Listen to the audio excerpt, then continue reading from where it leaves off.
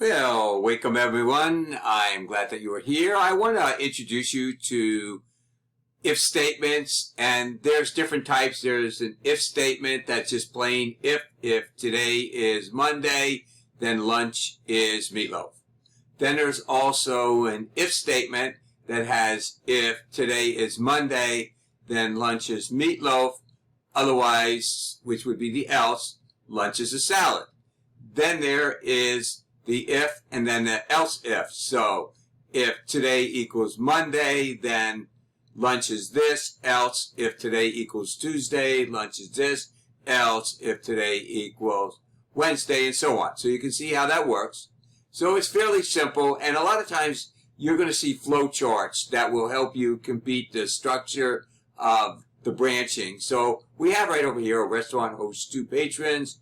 The host seats a party of 1 at the counter, but a party of 2 is seated at a small table, and other sized parties are seated at a large table. So let's take a look at how we would put that into words with an if statement. It would be if party equals 1, table is going to be the actual counter. Else, if party is 2, then the table will be a small table. And then else, because that must mean it's more than 2, then you would sit it at a large table. So that's as simple as it gets. So a party of 1 is going to be set at the counter, a party of 2 at a small table, and then a party of 5 would be at a large table. So again, if party of equals 1, seat at counter. Else if party equals 2, seat at small table. Else, we must be party of more than 2, seat at a large table. So, and this is how a branching situation would come with using a flow chart. So the diagonal triangle here, which is actually 4-sided here, is a decision making. So these are blocks of code. This is decision here, and this is a diamond, and finally had trouble thinking about what it is, but now that I know what it is, it's just plain old diamond. And let's go with here. So if age is greater than 65, then we're going to execute this. Otherwise, we're not going to execute anything. So let's take a quick look at this here. Consider the whole rate example above. If age is 20, and I'm not saying user age, I'm saying age.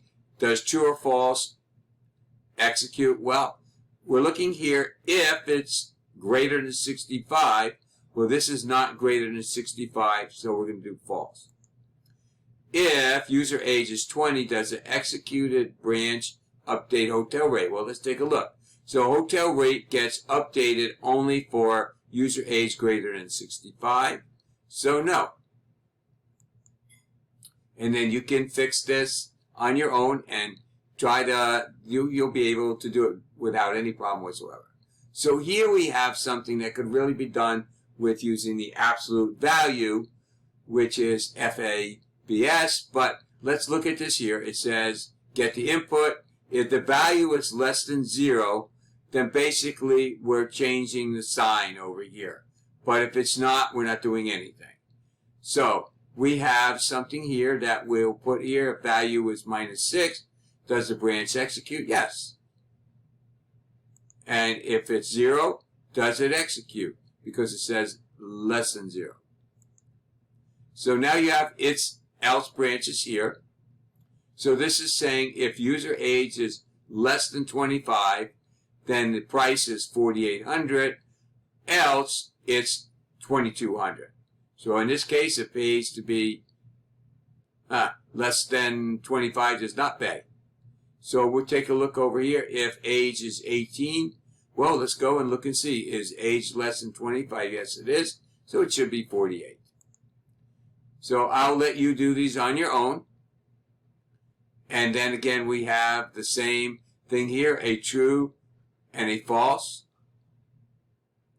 And these are just more examples of the same. So now we have an if, else branch. So you have here, we're getting the number of years. If number of years is 1, then we do this. If it's false, Then we check to see if it's equals 25, and that's true. We do this. Otherwise, we check to see if it's 50. Then we do this. Otherwise, it's false in here. So let's take a look at what this one over here. If x equals -1, put disagree to the output. Then we're checking to see if x equals 0. If so, we're going to do this. Put neutral to the output. Else, if x equals 1, puts agrees to the output. But then, if there neither one of those, if it's not -1, not 0, not 1, then we're going to put invalid entry. So if x equals 1, what is the output? Where we're going to put agrees. So I'll let you work on these on your own. And again, here's a few more. So let's just go into 3.2, which is equals. Now, a lot of times people just use the equal sign. But remember, the equal sign is an assignment operator. So you want to make sure that you're using double equal sign here. So we're going to go here. Let's look at this code here. If number of years equals 50.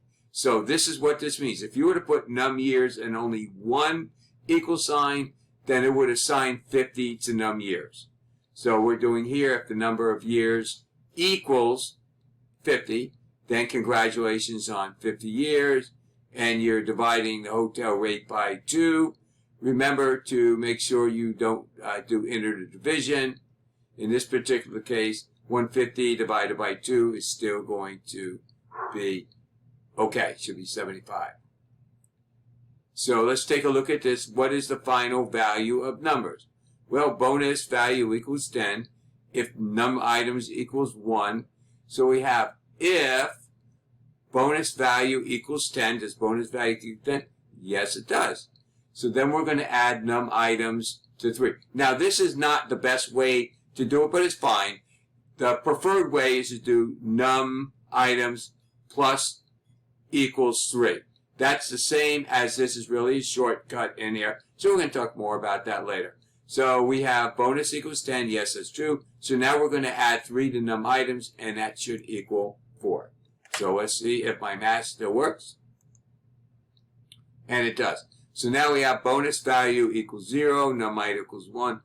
If bonus value equals 10, we don't do this because it doesn't equal 10. So we go to num items, and that should be 1.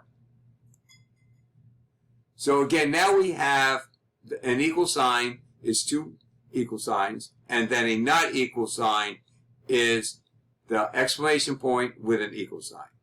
So a lot of people confuse that with a less than sign and then a greater than sign, but that doesn't work in C++. So we'll do 1 or 2 of these in here. Indicate whether the expression evaluates to true or false. So if x equals 5, well, x is 5, so that would be true. Does x equal y? Well, x is 5 and y is 7, so that should be false. And then we have y does not equal 7. Well, y does equal 7, so that should be true. Ooh, what did I do wrong? Y is 7, so this, yes, y, that's false. I'm thinking backwards. So, all right, so it got me on that one. So if it can get me, it can get you. So we'll do one more. Y does not equal 95. Is that true? And it is. So the reason it was wrong in here, I didn't really read it right. So basically we're saying y does not equal 7, y does equal 7, so it's false. So Zybooks got me. So what can I do? So anyway, the rest of these things are things for you to try out. Here is another if-else statement. So we have if the remainder equals 0, then you're going to see out this. Otherwise, you're going to do this odd. So this is an easy way to check if something is an even or an odd number. What you're doing is using the modulo and using 2. So any number that's even is going to be divided evenly by 2, and there will be no remainder. Anything that's odd is going to have a remainder of 1. And so that is pretty much the same. So we're going to be doing the same stuff over and over again. So I will end this video here. And let's take a look at this one real quick. If expression and you're doing these things, else you're checking another expression, doing these things, else if neither one of these are true, then you're going to do this one over here. So in these videos, I'm going to not do a whole lot because some of these things are really very self-explanatory and I want you to experience them on your own. I have videos that I've already done on if-else operators, including division by zero. So I'm going to be posting them and you'll be able to get some more information on that. So that is all for this video right now. And I thank you for watching. Please leave your comments and let me know how you feel.